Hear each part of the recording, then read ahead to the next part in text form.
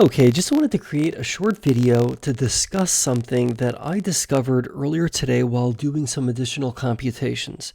Now, this is my first time creating a iPad screen recording like this, so I'm not entirely sure if this is going to turn out quite the way that I'm hoping it will, but nevertheless, here we go. So, for 2023 guidance, Stronghold Digital Mining is talking about net cost of power of between $45 and $50 a megawatt hour. Now, that's computed by basically calculating what's called net cost of power. And that's essentially a scenario in which you take fuel costs, you add it to O&M expenses, you subtract capacity revenue, and then you also subtract waste coal tax credit income, and then you divide that number by the average power output. That's how you get your net cost of power in megawatt hours. So if, for the sake of this example, we are targeting, say, $50 a megawatt hour in net power costs. So what does that then imply would be our other numbers, right, that kind of go into that, especially O&M. I'm really curious about O&M because in Q2 2022 and Q3 2022, O&M expenses were admittedly a bit heavy-handed. So what I did was the following. I took a look at Q1, Q2, and Q3 for 2022, and I averaged out the fuel costs for those 3 quarters, and I averaged out the capacity revenue as well as the waste coal tax credit income.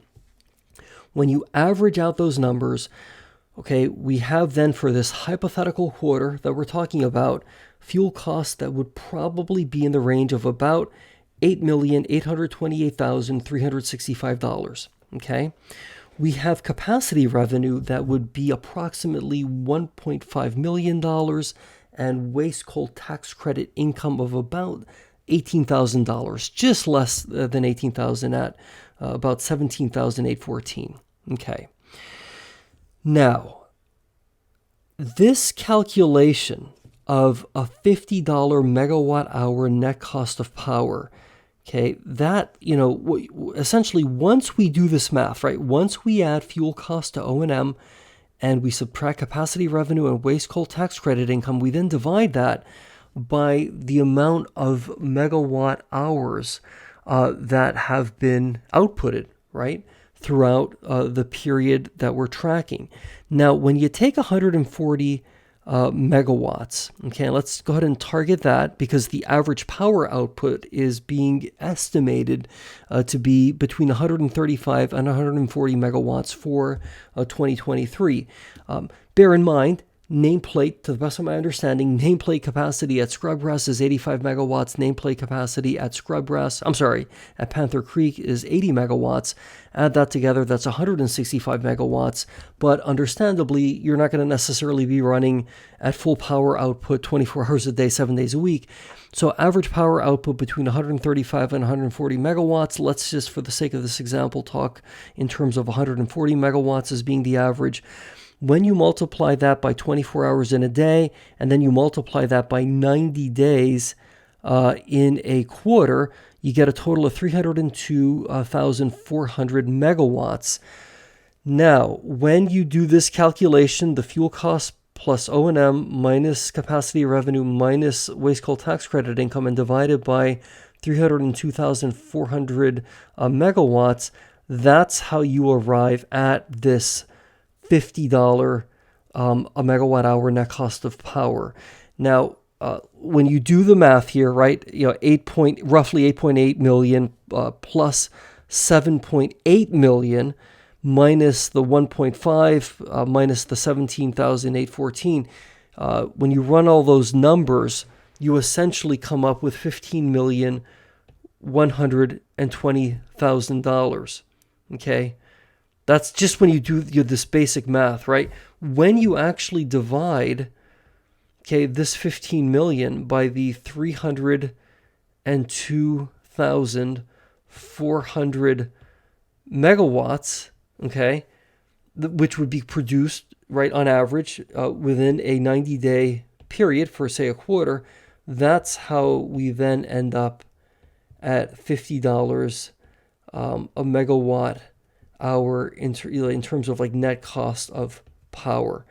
So what this implies, and this is kind of a big deal because, you know, to the best of my knowledge, it's been it might have been a while since we had O&M expenses that are you know, in the sub $8 million range. Now, bear in mind, I mean, if any of these other numbers change, you know, you can still reach, you know what I mean, the final solution here. But given the fact that O&M expenses have been very heavy-handed in Q2 and Q3 especially, in Q1, I believe it was around $10 million or so, 10.5 million, you know, was the O&M component for Q1 2022.